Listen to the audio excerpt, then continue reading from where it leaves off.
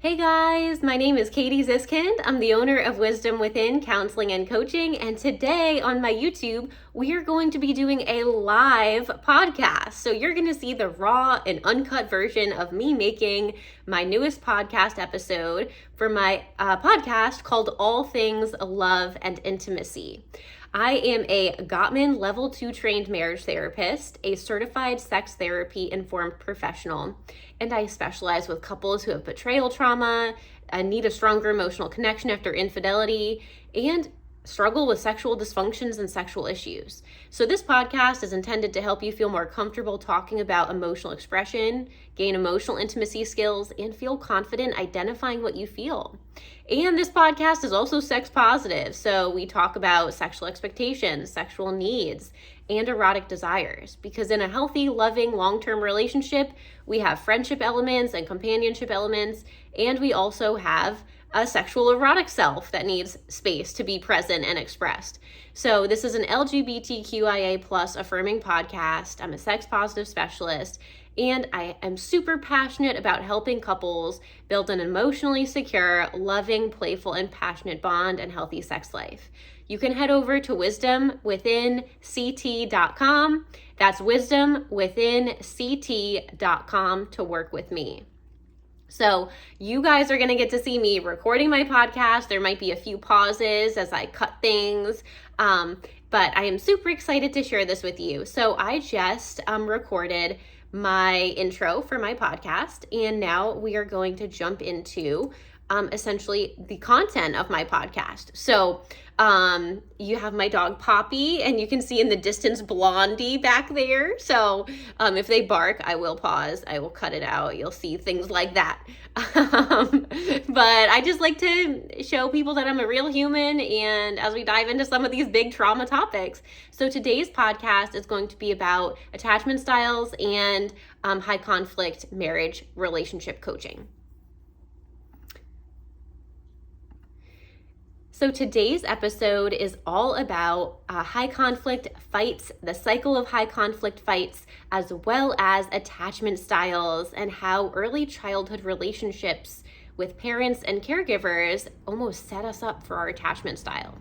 So you and your partner might get into high conflict fights. It might feel like you're stuck in a vicious cycle of negative communication, hurtful conflict, feeling like you're on edge around each other all the time. When you do get into a conflict, it feels like you kick each other in the stomach with what you're saying.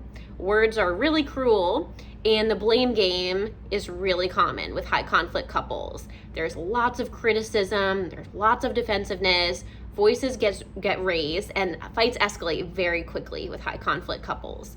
And this is often because you and your partner are survivors of childhood trauma, abuse, narcissistic abuse from a parent or caregiver, or emotional neglect, and we'll dive into what that means. So if you had a parent that was an alcoholic or a drug user, they prioritized their addiction and their alcoholism over your emotional needs.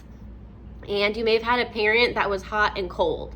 So what that means is that one moment your parent showed you affection easily and was accessible to you, and then in a split second, like a light switch, your parent was cold, screaming at you, lying to you, withholding affection, and your parent was up and down emotionally. So they were unreliable, they were emotionally chaotic. And a lot of times when you're in a marriage, these emotional interactions lead to unresolved conflicts and actually really impact your sex life. So sex is actually a very vulnerable experience. It's an opening physically, it's a place of self-expression, and we have to feel safe and secure emotionally in order to even want to have sex and for sex to be pleasurable, amazing, and good. So when you were a child, that relationship with your parents and with your caregivers actually makes a huge impact in the cycle of high conflict fighting in your current relationship, in your marriage. And so this podcast is going to be all about this topic. And as a note, I am a specialist when it comes to complex trauma. And so what happens is the fight that you're having with your partner is almost re-triggering fears of rejection, fears of abandonment, fears of inadequacy, fears of intimacy, from childhood. So there are these unmet love needs that your parent or your caregiver didn't meet, and the needs are valid that you had. Like, needs for security are completely valid. We want a child really wants to feel safe. But a lot of times when a parent has mental health issues of their own, or is an alcoholic or narcissistic, or just generally distracted and neglectful, that actually creates a fear of abandonment, a fear of rejection, and a fear of inadequacy inside of you, and that gets re-triggered, causing these fights to escalate. So part of what we're going to learn how to do today is how to share emotions more deeply and actually de-escalate and be vulnerable together. So let's go over some traits of high conflict couples. So high conflict couples get in frequent and intense arguments. There's often yelling, door slamming, this inability to bring it down, inability to turn the volume down. And it's really painful for you both. A lot of people will resort to shouting, interrupting, and horrible negative communication tactics, right? And this comes from a place of deep emotional pain. We also see the blame game or the knock 'em down game. So imagine two boxers in a ring. That's what happens with the blame game and criticism. You're both trying to one-up each other, trying to, get your needs met, but you're doing it in a way that's critical rather than calm, effective, gentle, or constructive. High conflict fights quickly spiral out of control because each of you is feeling attacked and then struggles because your survival mechanisms and defense mechanisms and self-protection mechanisms come up. So, for instance, if your partner criticizes you, you feel hurt, so you might pull away and not talk, and then your partner wants you to talk. And then you don't want to talk. And so there is this cycle that starts to happen. Before you know it, you're both yelling at each other. So sometimes in the high conflict cycle, we see you never or you always, which are pretty unhealthy ways of talking. Also, using you to start a sentence, addressing someone saying you always or you never is actually really ineffective. It's not taking ownership. And one way to de-escalate is to use I statements. So I feel rejected, I feel jealous, I feel super inadequate, I feel shocked, right? All of these are emotions that allow you to take ownership. It supports the foundation of trust and respect in your relationship when you own your emotional experience. So step away from using you always or you never when you are trying to resolve a conflict appropriately. We also see a lot of defensiveness. So defensiveness is I don't, right? I didn't do that. I don't do that. That's wrong. You're wrong. Essentially, recognizing defensiveness can actually help you shift into understanding your personal triggers. So as a Gottman-trained complex trauma specialist and high conflict couple specialist, I can give you tools and strategies to break the cycle of defensiveness. And instead, we start to have more of an open, honest dialogue. So you don't have to shut down. You don't have to withdraw. You don't have to give the silent treatment. I help you have a safe space so that you can both feel heard and validated. And that allows you to move past defensiveness and really work towards resolving conflicts in a constructive manner. As well, in high conflict fights, we have negative tactics like sarcasm, name calling, mocking, and eye rolling. These gestures are toxic behaviors. These are not signs of a strong and healthy couple bubble. These are often weapons. They're used to belittle. They're used to minimize someone else's feelings. All of these sarcasm, name calling, mocking, eye rolling, it breaks down your couple bubble. It breaks down your partner's self-esteem. It really essentially creates resentment, right? These are not good things. So these behaviors really erode the foundation of respect, love, and empathy. And these are important for a healthy relationship. We need respect. We need to know that our partner respects our feelings. We need to know that our partner cares if we say, hey, I'm hurt. I feel hurt. A sense of a healthy couple bubble would be knowing that you can go to your partner for comfort.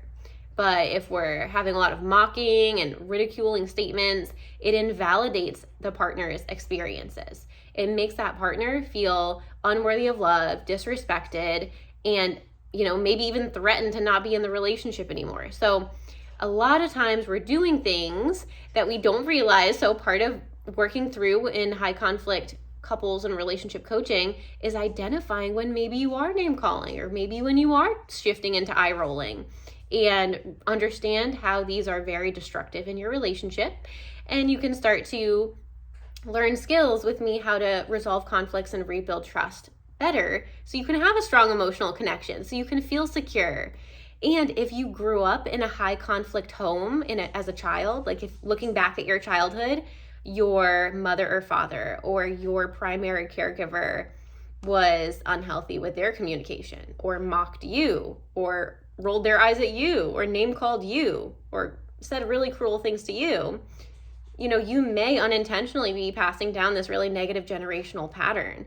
So, just like brown eyes or hazel eyes can be passed down generationally, or a certain hair color can be passed down generationally, we can also pass down horrible, negative, toxic communication tactics. And so if you felt invalidated, rejected, unloved, and unwanted, and dismissed emotionally growing up, you may unintentionally be using some of these same communication tactics that are very negative within the conflicts in your relationship. And when you grow up in an environment where you're dismissed and invalidated, and your emotional needs don't matter to your caregivers, which is very challenging, that's traumatic and a form of emotional neglect, the high conflict fight cycle in your nervous system almost feels familiar. The chaos of the current relationships that, or the current communication in your relationship feels normal, right? You grew up with chaos. As we start to shift into emotional connection, it can feel very new and unfamiliar. But when we look at other traits of high conflict couples, we have stonewalling. So this is withdrawing from interactions. This is a cycle of avoidance, not addressing conflict, giving the silent treatment. This can also be done both physically, like emotionally, and sexually. Stonewalling is unhealthy. It's one of the 4 horsemen of the apocalypse, which are 4 types of communication that will predict separation. So if these 4 things are in your relationship, per the Gottmans, you will not be together in 5 years, because stonewalling is one of those. And basically the 4 horsemen come trotting into your living room, and these are very destructive. So that stonewalling is basically the silent treatment. Why do people give the silent treatment? Oftentimes it's because they're afraid they're going to say the wrong thing. Fear of inadequacy. But it's much better to say, I'm afraid I'm going to say the wrong thing, than it is to just go silent. So know that the silent treatment exacerbates emotional disconnection, and it leaves the person on the receiving end of the silent treatment feeling ignored, rejected, unloved, and insecure. So it deepens resentment, and it creates emotional distance. Right? So if you can learn how, from sessions with me, to break that silent treatment tactic, you can actually have a much more constructive dialogue and a secure, emotionally bonded couple bubble. So your couple bubble is an invisible boundary around you and your partner. So if your couple bubble is weak and disconnected, like anything can pop that bubble. It may even be non-existent. There may not even be a couple bubble. It's already broken. And if you have a strong and healthy couple bubble where you've both poured energy and developed a really strong emotional connection, if you have a strong and healthy couple bubble, you guys could be miles apart and feel like there's this shield of steel around your relationship and nothing can penetrate it. You can also, if you have a weak couple bubble and it's really distant, you guys are fighting, you could be sitting on the same couch or sleeping in the same bed and feel like you are on different planets. So your couple bubble is a fun little vocab phrase that I want you to check in on. It's an organism between the two of you, right? So from actively listening to each other, from connecting, from, holding hands, from sharing your emotional experiences, from talking about your needs openly and respectfully, practicing these techniques to express your feelings, you can actually build your couple bubble back up if it's broken and shattered and non-existent. So learning how to improve your couple bubble does mean talking about childhood trauma and the tendencies that we have that actually create dysfunction and high conflict fights, and learning and gaining that awareness. So, when we look at high conflict fights, the fight is triggering emotions that were once felt in childhood trauma experiences.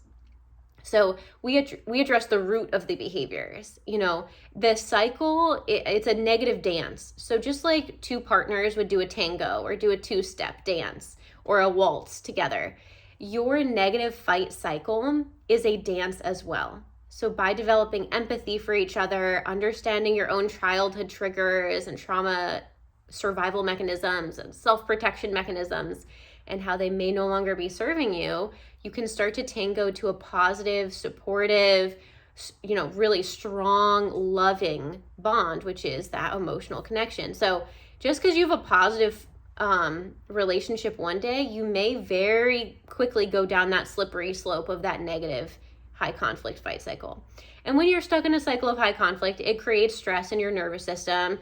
It releases adrenaline from your bloodstream. There's tension. It really affects both of you. You may have trouble concentrating at work due to the fight. There may be a sense of negative interpretation or negative view of your relationship and of your partner.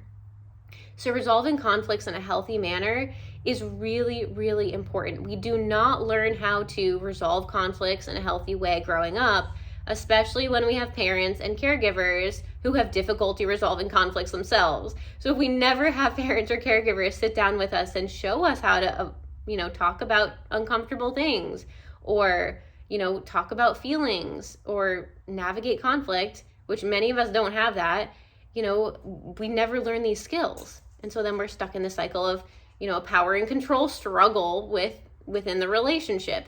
And a lot of times too, there is this sadness, right? There's sadness. I want closeness, but I'm afraid, right? So in these, experiences of high conflict fights, we're deeply craving empathy, understanding, emotional security. The major pain points are getting re-triggered, and you might find it very difficult to de-escalate your fight. And in a high conflict fight, they escalate because past emotional wounds that occurred from childhood trauma experiences and emotions linked back to these childhood trauma experiences are getting re-triggered, right? So maybe your partner says something, then you feel very unimportant, rejected, and dismissed. Yes, your partner may very much be causing you to feel rejected, unimportant, and dismissed. But the reason why those emotions are so intense and so present and so powerful, and they mean something to you, is because when you were a child, age 5, 6, 7, 8 years old, a parent or caregiver that you wanted security from caused you to feel dismissed, rejected, abandoned, and ignored and unimportant. And so going back to that time is a big piece of breaking this high conflict cycle. So, and also too, when we love someone and we want an intimate bond with them, when we are triggered, you do end up bringing out the worst in each other rather than the best. You two can also bring out the best in each other. You can have amazing moments. You can laugh together. But we do also miss, oftentimes without even realizing it, we get on this slippery slope here of conflict and trigger each other's fears of abandonment, fears of neglect, fears of intimacy, fears of being unwanted, right? Fears of inadequacy. All of these painful memories get re-triggered, causing fights to escalate. And it can just really be so, so challenging.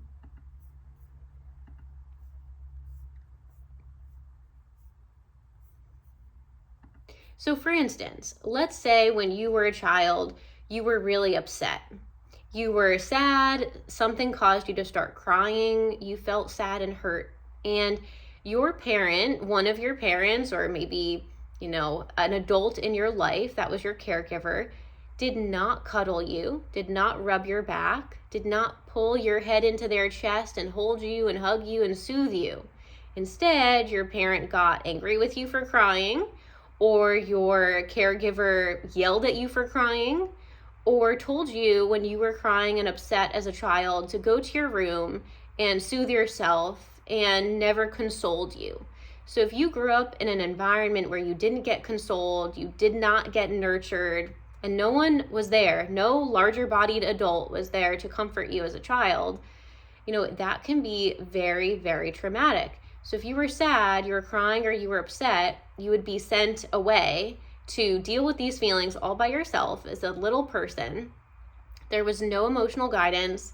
There was no emotional support growing up, especially when you needed love, comfort, and connection the most from the adults in your life. So what happens for a child in this situation, you might receive the message or develop the belief that you are unwanted when you're upset, that the only time that you are accepted by your family is when you're strong and happy. And because your parents or your caregivers ignored you when you were sad and crying or upset, you now have stuffed away your emotions. So you have learned that it's unsafe to be emotionally vulnerable. It's unsafe to express your emotions. It's unsafe to let your guard down. And that actually damages the intimacy in your relationship. Like, it's okay to cry, right? I'm here to tell you it is okay to cry. It's a healthy expression of human emotion. But a lot of times when we're children, we're told to bite our lip, that crying is a sign of weakness, that, boys don't cry, or whatever these narratives are.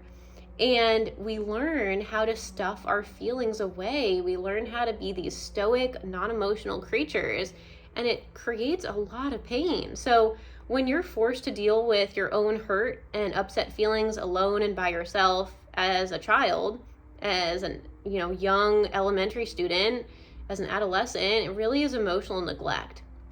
And so you had to put on a mask when you were sad. You learned from a young age that you had to be perfect. There was this perfectionism belief ingrained in you. And this can be very lonely. Your parents, your caregivers, your mother, your father refused to talk with you about your emotions, about your emotional experiences.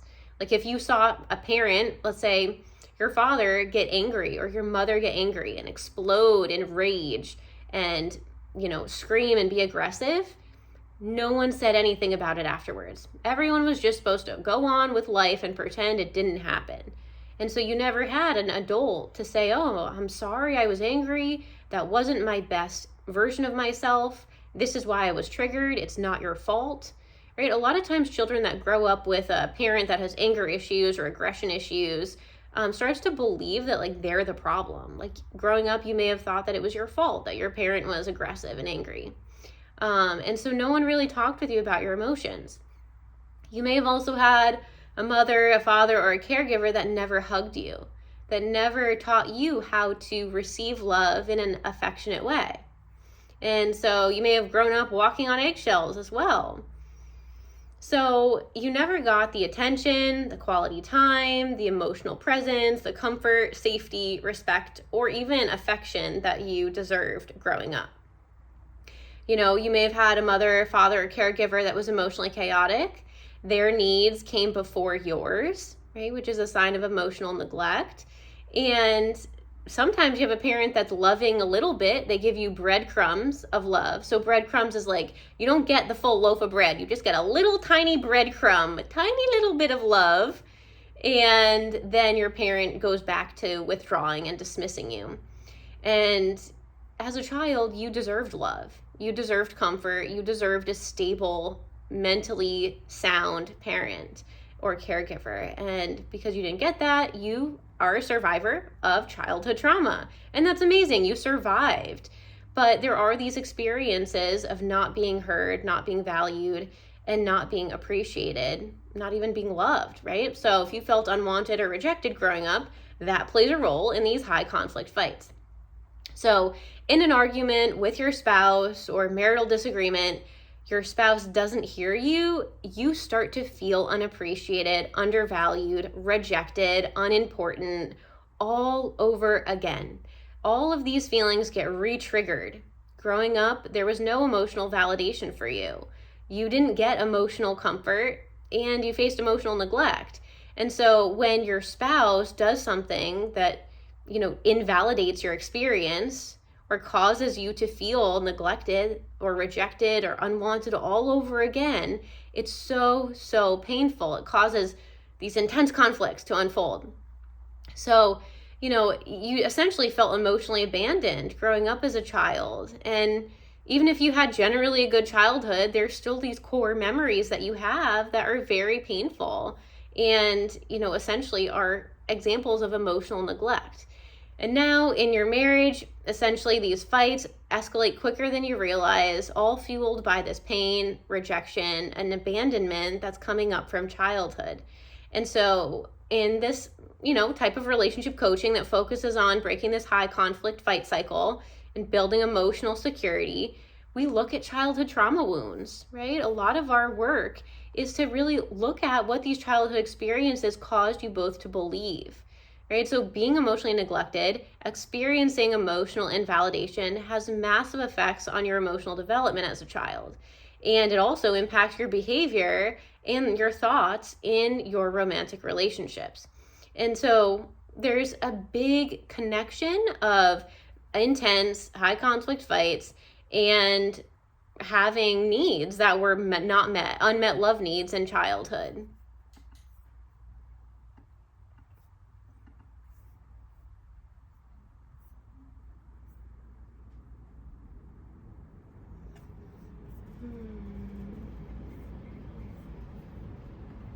So for instance, if you were emotionally neglected as a child, these feelings come up. And so when your spouse ignores you, hurts you, or rejects you, it brings up all the emotions of feeling unwanted, rejected, and hurt from when you were just a 5, 6, 7, or 8-year-old.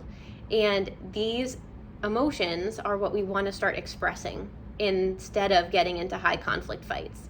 Because the high conflict fight is probably 5% about the surface issue at hand and about 95% about what the need is. So these unmet love needs can be more effectively communicated, emotions can be effectively communicated, and then we can actually start to get those needs met and have a secure bond. So needs can include a need for reassurance, a need for trust, a need for security, a need to matter, a need to feel significant, a need for validation, a need to know that if I mess up and make a mistake and I'm not perfect, that I'll still be lovable to you, right? That I don't have to be perfect, just like I had to be when I was a child. A need to know that I'm valuable. A need to know that if I reach out and take a risk and try to hold your hand, that you'll want to hold my hand too. So these are all just general needs, but really being able to express these needs is really important because we all want to be seen, valued, appreciated, and desired. These are basic human needs. We want to be seen, want to be appreciated, but when you're not acknowledged, when you do feel unimportant, this sense of disconnection in your marriage is very emotionally painful. But being able to identify your triggers and what's going on for you emotionally can help you communicate that to your spouse. So instead of getting angry and yelling about whatever the topic of the conflict is, you can actually say, I'm actually really needing to know that I matter to you. Or I really need to know that you want to spend quality time with me. Or I'm feeling really sad that you've been working long hours. Or we haven't had a date in however long, right? So being able to do that actually de-escalates and improves awareness and helps strengthen your couple bubble. And it's really, really important to learn how to do this. We don't have a safe place to learn these skills, how to have uncomfortable conversations, and how to talk without getting escalated. So it's a personal experience to notice when your heart rate is going over 100 beats a minute. It's a personal awareness to notice if your voice is being raised, if your tone is becoming too intense, if you're not coming from a gentle, sensitive place when you're discussing issues, if your arms are starting to wave in the air, your body language, notice all of these things about yourself, right? And when you do have experiences of emotional neglect, having narcissistic parents, having parents that never showed you closeness or affection, things that your spouse does will trigger you, right? So we will always be triggered. It's how we handle those triggers. And hopefully through high conflict relationship coaching, you can start to reduce the frequency and the intensity of the arguments. So, it might feel really strange or unfamiliar, for instance, when your spouse offers you affection. And this might be because you had a parent that never showed you affection. Your parent did not hug you. They did not say, I love you. They didn't rub your back. They didn't cuddle you as you fell asleep at night. right? We all have different childhood experiences. And so then when your spouse goes to hold your hand or tries to initiate sex or touch in some way, that really triggers you. And this is because love and intimacy, due to childhood trauma and neglect, has been associated in your brain. Like, your brain now has this belief system that love, closeness, and intimacy is going to lead to pain, chaos, anxiety, abandonment, disappointment, and uncertainty. So essentially, emotional abuse in childhood or emotional neglect doesn't make us feel safe when we are getting close to someone, or it doesn't make us think highly of having a very close relationship. Instead, we have fears. Essentially, you now think love is going to lead to pain. Oh, I can't rely on anyone. I'm just going to be disappointed. Why would I trust anyone with my feelings? It's only going to lead to anxiety, uncertainty, and chaos, right? So essentially, we can start to rework some of these belief systems. And so this person may withdraw and pull away due to the complex, intense emotions surrounding touch or physical affection.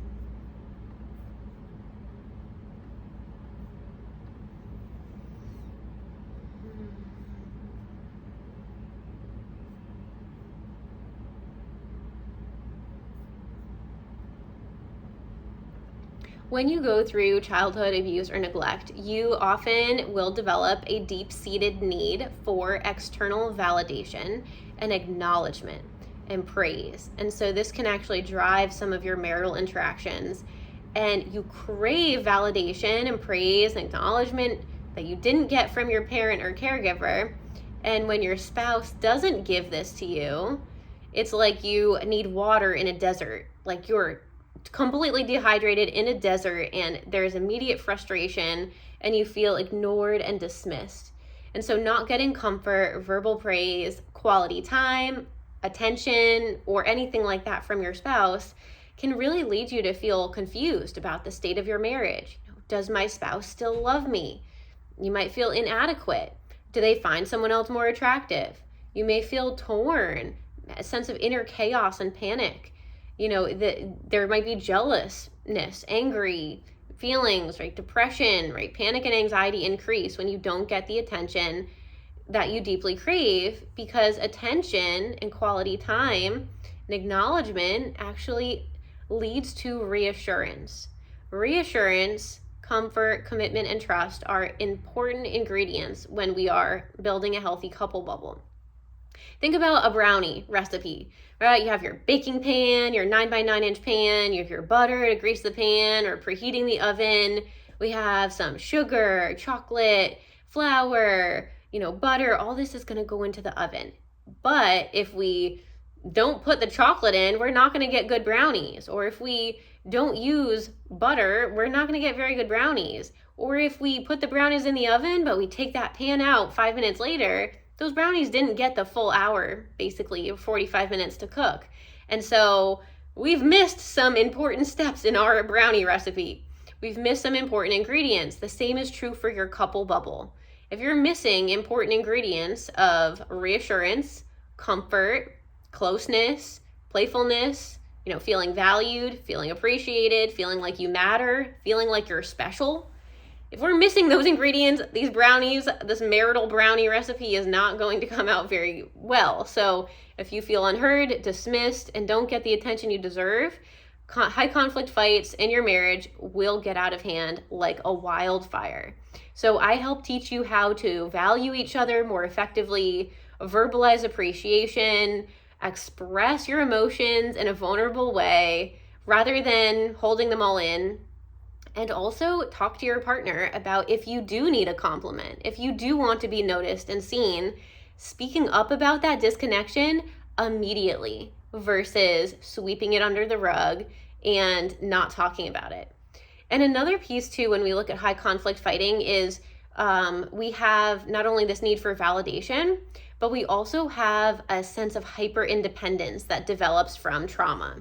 So when we have a partner or a person that had to take care of themselves, they were that child that was told, go to your room, don't show me your feelings, don't cry around me, to the parent, this child develops hyper independence. hyper independence can be a strength. Maybe it's gotten you to where you are in your career. Maybe professionally, hyper independence is a great quality. But it can also be very difficult for a person who's hyper independent to show emotional vulnerability. So, emotional vulnerability is an important ingredient in this brownie recipe of your marriage and your couple bubble so that you can form a sense of strength, connection, and emotional security.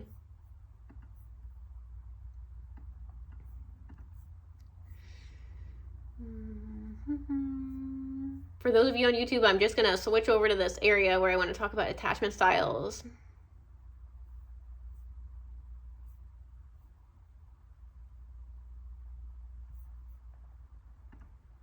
So I want to shift over to talking about attachment styles. Attachment styles play a crucial role in the dynamics of high conflict fights and in marital relationships.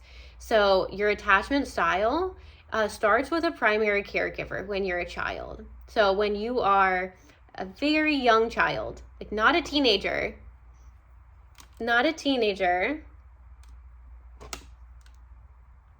let's see.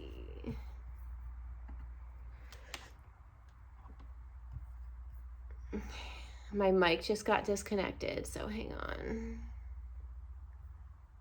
Not a teenager. Okay.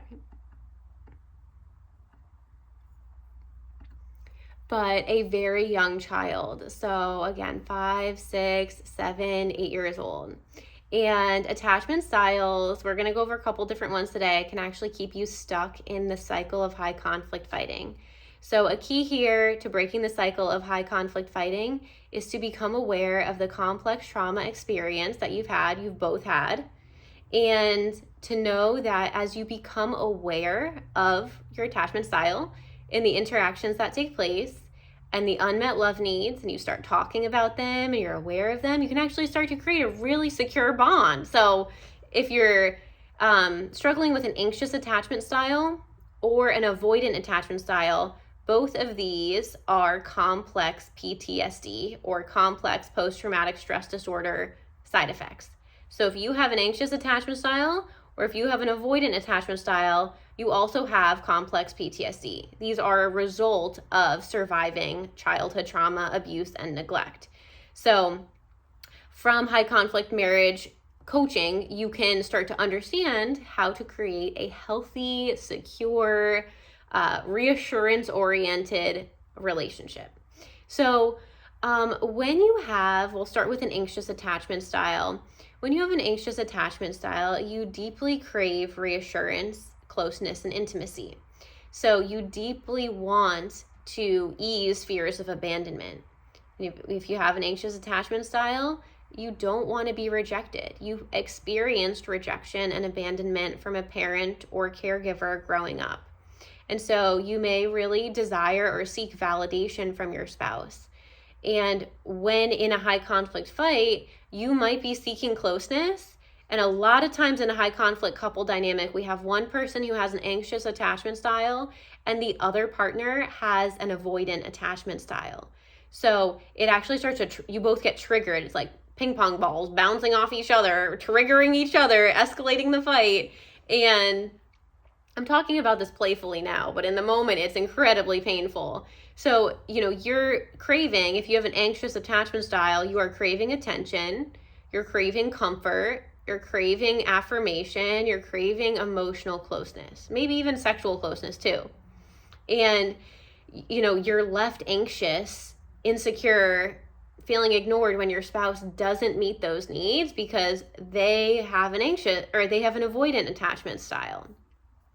And when your partner has an avoidant attachment style, they actually associate love, intimacy, and closeness with negative emotions, such as rejection, pain, chaos, uncertainty, and being unwanted. So when your partner has an avoidant attachment style, they had a parent that made them feel incredibly rejected. They had a parent that made them feel unwanted.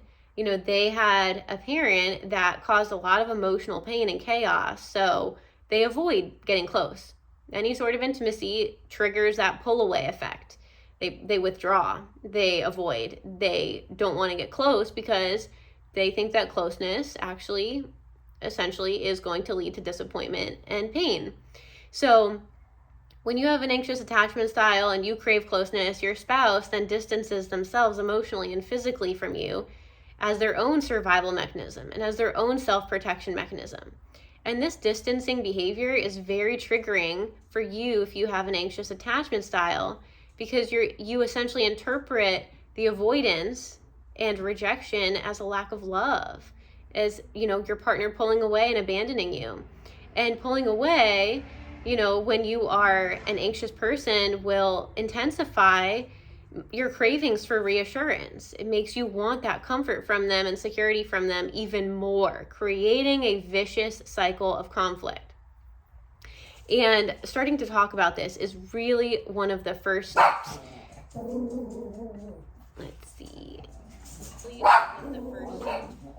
Hang on, my dogs are barking.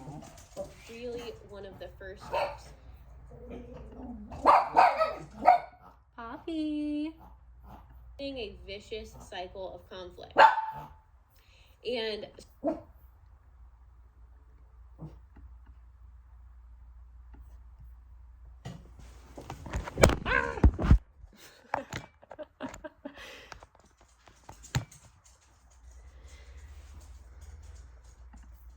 so as we start to look at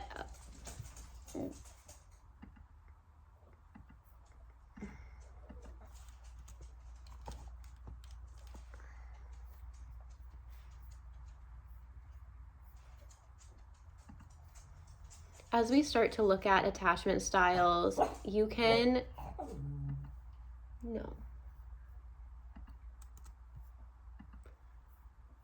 As we start to look at attachment styles, it's really important to understand that we can change these. So an anxious partner can learn how to self-soothe and how to build self-esteem and self-worth, and this reduces their dependency on their partner for constant validation.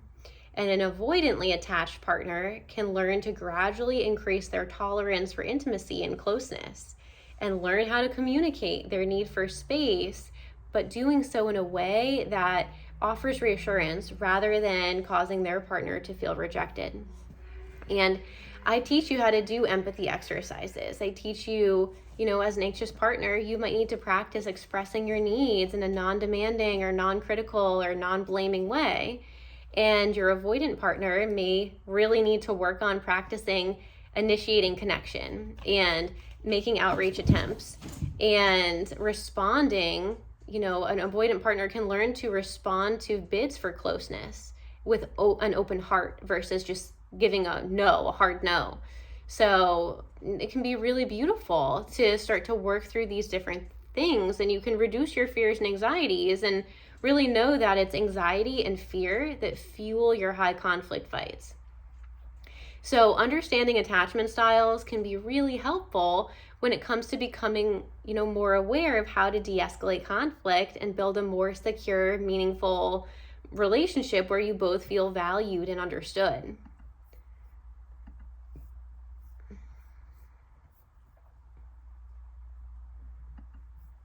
So when one person has an anxious attachment style and the other person has an avoidant attachment style, conflicts become very intense. And I teach you in relationship coaching how to break the cycle and foster a more secure, loving bond. So let's dive in a little deeper. When you have an anxious attachment style, you crave closeness, you crave reassurance, you crave security. You're craving this idea that I matter to my spouse, everything's going to be okay. You're craving this sense of closeness. And essentially this goes back to attachment theory, but we're looking at how essentially these early relationships in childhood shape us, shape our expectations of romance, shape our behaviors in romantic relationships. And a person with an anxious attachment style tends to have a fear of abandonment, rejection, and a lack of love. So they're afraid that their partner is going to leave them for someone else. A person with an anxious attachment style, may feel really insecure. And there is a strong desire for closeness. It's like a magnet sticking to a fridge. There's a strong desire for intimacy, reassurance, love, and affirmation. However, it's really important to think about the difference in an avoidant versus an anxious, because an avoidant person pulls away when anyone tries to be close. So the desire for closeness in the anxious person triggers the avoidant person's withdrawal and the literally pulling away. And an anxious attachment develops in childhood when caregivers are inconsistent in their emotional responsiveness. So if you have an anxious attachment style, you were led to feel uncertain about the availability and reliability of your parents. You felt dismissed. There's a fear of abandonment. There's a fear of rejection. And when you do sense any hint of abandonment or rejection from your avoidant spouse, this triggers unmet love needs and, all those feelings of being so rejected. As well, you often need constant affirmation and validation and reassurance that your partner is committed to you.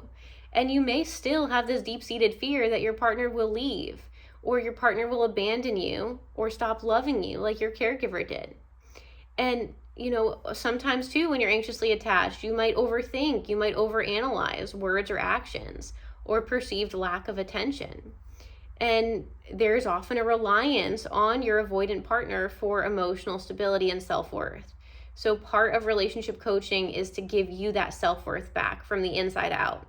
So no matter how your partner behaves, you can still be strong in your self-worth and self-esteem, rather than having your entire identity and your source of self-worth coming from that external source. And when your avoidantly attached spouse starts getting triggered, they pull away and they withdraw. And your spouse's pulling away, withdrawal, and avoidance due to their own unmet childhood love needs deeply intensifies and compounds your emotional pain. You want love, you want attention and closeness. In that moment when you want it the most, your avoidantly attached spouse retreats due to their own association of love and intimacy being dangerous, leading to disappointment, leading to loss. The whole why try? It makes them pull away because they have felt so unwanted. So an anxiously attached person and an avoidantly attached person end up getting into really high conflict fights. And it can be very painful. It can lead to conflict escalating so quickly. An anxious person will react to perceived threats, especially when an avoidant spouse starts to withdraw.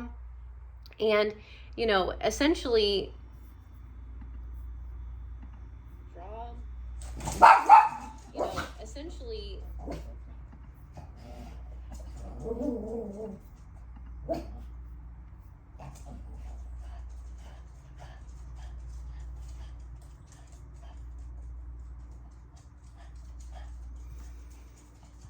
if you have an anxious attachment style, there is hope, and it is possible to stay playful so that you guys don't get stuck in this vicious, emotionally hurtful, escalating, massive, high conflict fight situation. You can work towards building a more meaningful, emotionally safe, intimate, and secure bond. And it's something that takes self-awareness, right? Notice your attachment style, become aware of it, research it, understand how it affects your relationship. An anxiously attached person does need to develop self-soothing skills or self-soothing techniques to manage anxiety on a personal level. And this also helps to reduce that dependency on the partner for emotional stability. So things like, I like to offer somatic yoga therapy, but somatic trauma therapies engage your body. They're incredibly beneficial for complex post-traumatic stress disorder or CPTSD recovery. We also have art, painting, dance therapy, drama therapy, mindfulness meditation, and mind-body holistic therapies are very good. Mindfulness meditation practices are great for an anxiously attached person. Gaining relaxation techniques, shifting away from that go lifestyle and shifting into embodiment. So developing relaxation-based hobbies or interests that can also provide a sense of fulfillment, calmness, identity, and self-worth. We also need to develop healthy communication skills. So being able to say, hey, this is what I'm feeling, versus, getting really intense in the argument, because it can become very emotionally volatile. There can be the silent treatment, there can be yelling, escalation, and this is all a mirror of those unhealed love needs or unmet childhood love needs. And, if you're anxiously attached, you fear abandonment, you become really sensitive around any perceived signs of rejection. And so you can start to develop an ability to reassure yourself and a secure attachment from inside yourself, so that when you do become anxious, you can talk with your partner about it and talk about how your needs aren't being met, but you can do so in a way that supports connection, closeness, and intimacy, rather than causing your partner to get triggered as well. Now let's talk about avoidant attachment styles. So an avoidant person, or a person with an avoidant attachment style, oftentimes finds an anxious person. So we have an anxious person and an avoidant person in a relationship, creating this vicious cycle of conflict. So when your spouse, let's say, has an avoidant attachment style, they also have challenges because of past trauma. So a person with an avoidant attachment style associates intimacy and closeness with negative experiences, including rejection, feeling unwanted, feeling like love is going to lead to chaos, anxiety, panic, and emotional pain. A person with an avoidant attachment style will get a little bit close and then distance themselves emotionally and physically to avoid getting hurt. So for an avoidant person in childhood, love and closeness just led to a lot of disappointment. It led to a lot of emotional chaos, loss, grief, emotional pain, rejection, and feelings of being unwanted. And as an adult, these patterns play a role in high conflict fights. An avoidantly attached spouse avoids closeness, avoids intimacy, avoids sex, avoids holding hands, avoids talking about emotions, and an avoidantly attached spouse will reject bids for connection and closeness. So if you say, hey, you want to do this, they'll say no because of fear of loss and disappointment. A person with an avoidant attachment style can be very dismissive, and this is talked about in attachment theory as well. But an avoidant person will learn from childhood experiences with parents or caregivers to suppress emotional needs and maintain a sense of hyper-independence to avoid the pain of rejection. Rejection is very painful, and this is because of emotional abuse. And remember that if you are a victim of emotional abuse or a survivor, it's not your fault. Having a parent who is mentally unstable or rejects you, it's not your fault. But a lot of times we internalize this, and this informs our romantic relationships. Now, when you have a spouse who is avoidantly attached, they perpetually pull away. So they emotionally distance themselves. They back away, right? They tend to keep an emotional distance, even in a long-term marriage of multiple decades. Your spouse may find it really challenging to open up and share their feelings with you. Your spouse may struggle with emotional expression or emoting. And these mechanisms create a very, very distant couple bubble. We also see avoidant people having a sense of discomfort with closeness. So when there's closeness and intimacy, they reject, your avoidant spouse will reject you before you can reject them. Emotional intimacy is seen as a threat. It's seen as something that will, not bring good, right? And so your emotionally avoidant spouse will shut down when you want to get closer, creating that high conflict, vicious dance. As well, an emotionally avoidant or an avoidantly attached spouse will not be able to verbalize what they feel. So growing up, love from a parent or caregiver was followed by feelings of unwantedness, rejection, disappointment, and loss. So your avoidantly attached spouse may appear stoic, non-emotional, or detached, even in situations where you expect some level of emotional expression. As well, your avoidantly attached spouse really values independence and autonomy, and this is learned from childhood trauma. So your spouse had to rely on themselves. Your spouse couldn't turn to a parent for nurturing, couldn't be consoled, didn't have parents that were emotionally available. So there is this development, a survival mechanism of self-sufficiency and hyper-independence. And so part of this hyper-independence actually challenges your marital bond. When you need a sense of reliability on each other and accepting influence and closeness in order to have a strong bond. And It's also very hard for a person who's avoidantly attached to rely on their spouse for support. So essentially, someone who's avoidantly attached learns to avoid love because everything that this person learned growing up is related to loss, grief, panic, chaos, rejection, unwantedness, and disappointment due to experiences of childhood abuse and neglect. And so these avoidant attachment triggers and unmet love needs kind of come up. An anxiously attached person wants closeness. An avoidantly attached person wants to pull away and wants independence. So we start to see this cycle kind of evolving. As well, an avoidantly attached person will often have a fear of commitment. So there may be challenges taking significant steps. So this could be something like planning a family vacation. It could seem like your avoidantly attached spouse won't even want to plan a family vacation with you. Or there may also be threats to the relationship, like threats of divorce or threats of separation or ending the relationship in a fight when we're triggered due to this avoidant attachment style. So avoidance becomes a default. We also see conflict avoidance, so never actually talking about any conflict. And so in relationship coaching, specifically for complex post-traumatic stress disorder and high conflict fight cycles, I can teach you skills for emotional vulnerability, emotional security, and creating emotional intimacy. So oftentimes we learn from parents that, we're going to get dismissed if we even share an emotion, or we're going to get ignored or rejected. And this is very painful.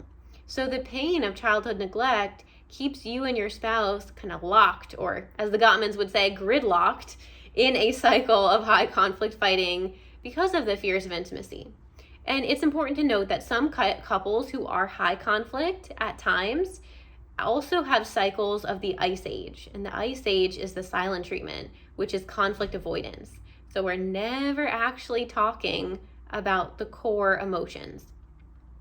And when you've had experiences of trauma or parents who were narcissistic or alcoholics, it can be really difficult to feel secure or safe because you never had any definition of safety. Like there is no sense of calm or safety in your home growing up.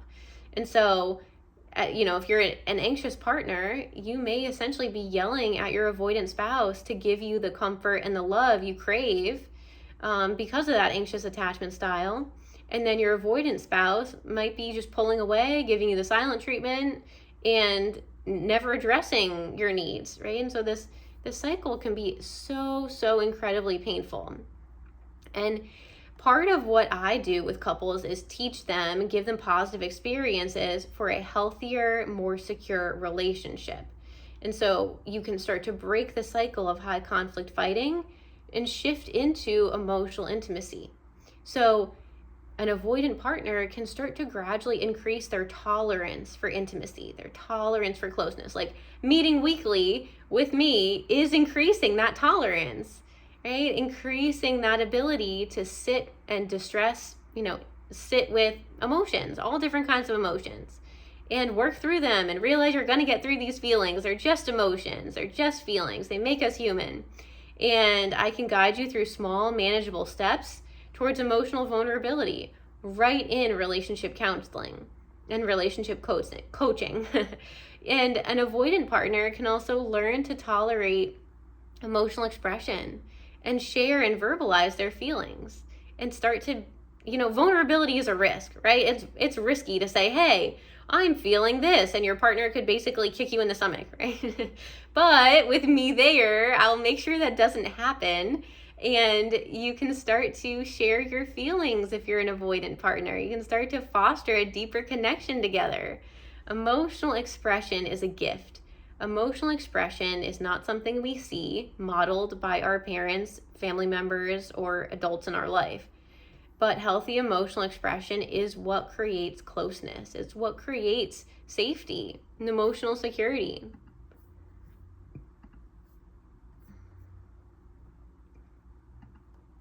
And after childhood trauma, an avoidant spouse can also learn how to articulate their feelings and needs right? Without fear of criticism, without fear of rejection, and also knowing that they'll still be able to be independent without fear of that loss of independence. So relationship coaching helps you have skills of reassurance, being able to reassure each other. Deep connection, emotional connection, which then, as we know, lays the foundation for sexual connection. And a sense of trust, right? Both you and your partner can start talking about your past trauma, about your loss, and strengthen your couple bubble.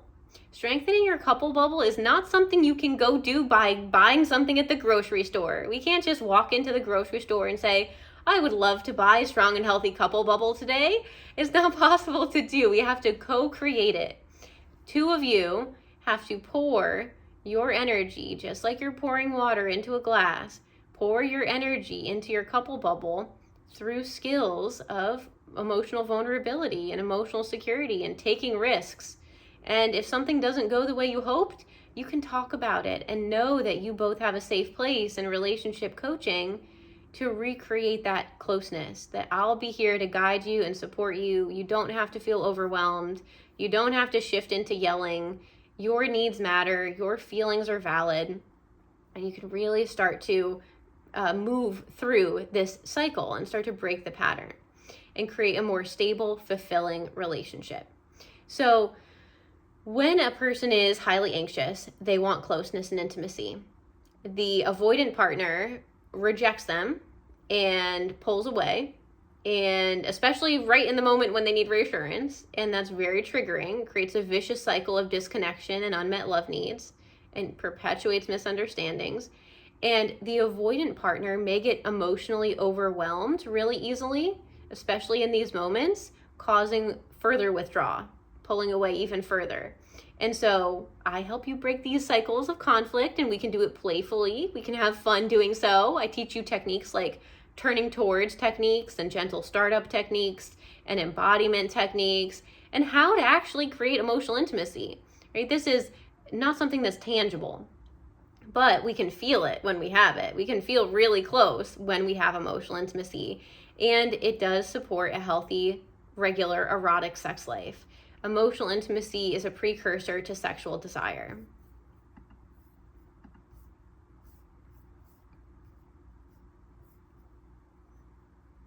It does support a healthy, regular, erotic sex life.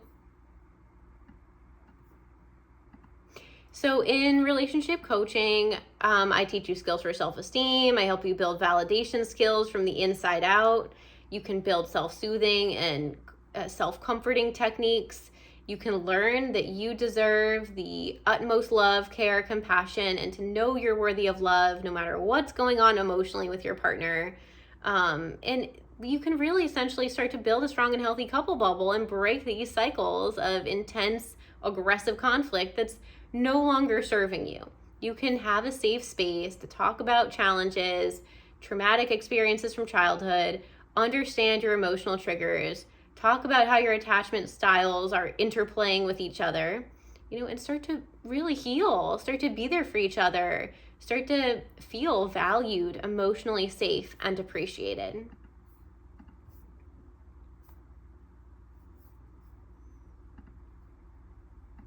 So if you are looking to get started, you and your partner might have a cycle of intense conflict or may get into some aggressive arguments and would like some support building emotional security, reassurance, communicating deeper core emotions of sadness, inadequacy, rejection, shame, guilt, surprise, shock, anxiety, right? If you want all of that to come out in a positive way rather than as anger or the blame game, I would love to support you.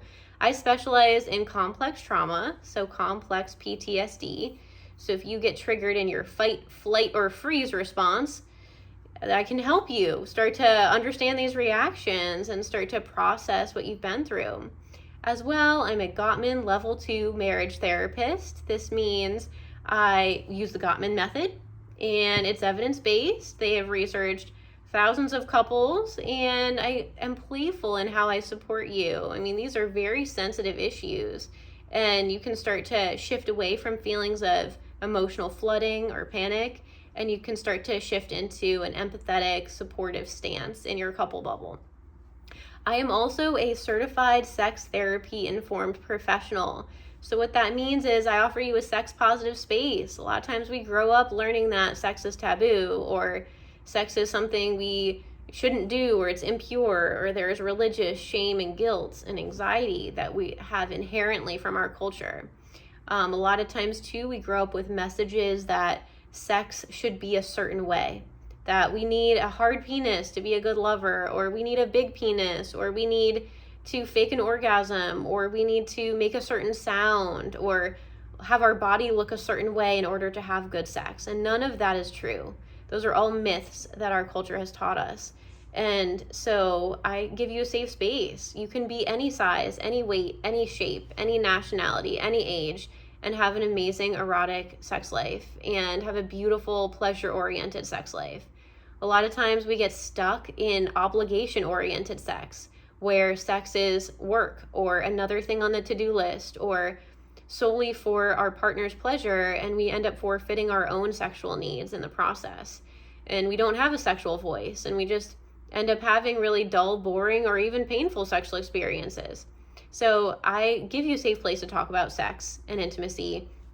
Even though this podcast today was primarily on emotional intimacy, you can also talk about sex in our sessions together. It's a topic that's welcome, and it's a positive space to explore that, because that's an important part of your marriage as well.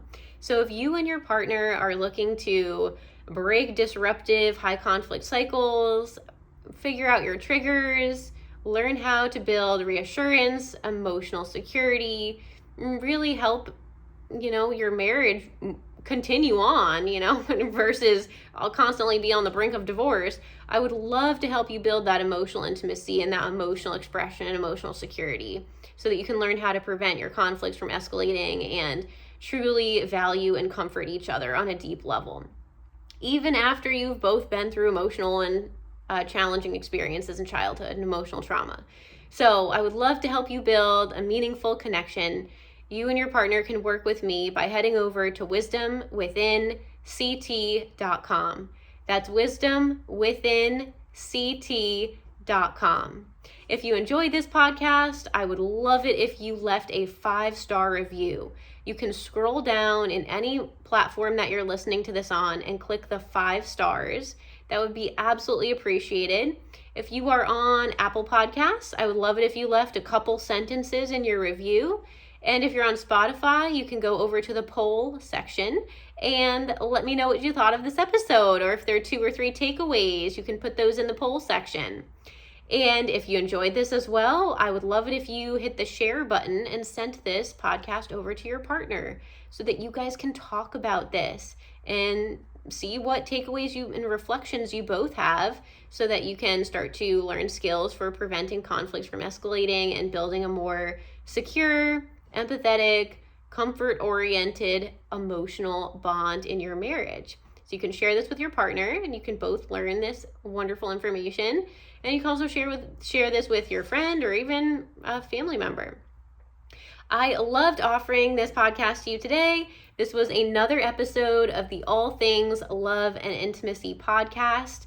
I'm Katie Ziskind, and I would love to support you in building a strong, playful, loving, amazing couple bubble that can withstand the test of time, and also build an erotic, healthy, pleasure-oriented sex life. You can work with me at wisdomwithinct.com.